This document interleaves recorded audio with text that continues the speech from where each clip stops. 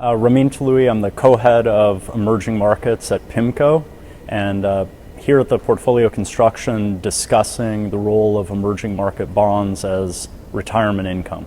Emerging markets we define as any country that's not part of what are traditionally considered developed markets. So the traditional developed markets are the United States, Canada, Western Europe, Australia, New Zealand, and Japan. So other countries in the global economy we consider emerging markets because they're at different stages of economic development. Their economic structures are still in place or more flexible, and therefore there are new investment opportunities that are very different from those in developed markets. The other reason to classify emerging markets is not only on the basis of their economic development, but how integrated they are in global financial markets. And so that relates to this idea that many investors have traditionally limited their investments to developed markets. And some countries that we call emerging markets, like Korea, like Singapore, that have very high levels of income, are still very underrepresented in many investor portfolios. And so they can be more advanced on the economic side, but by virtue of being under-allocated in global portfolios are still emerging markets.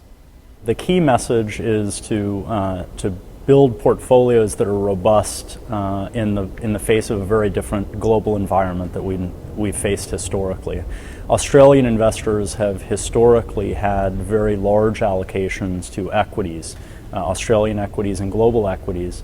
And in an environment of slower global growth, there are important portfolio characteristics that emerging market bonds can provide to Australian investors. A combination of reliable income streams while still retaining an upside on global growth that's represented by emerging markets.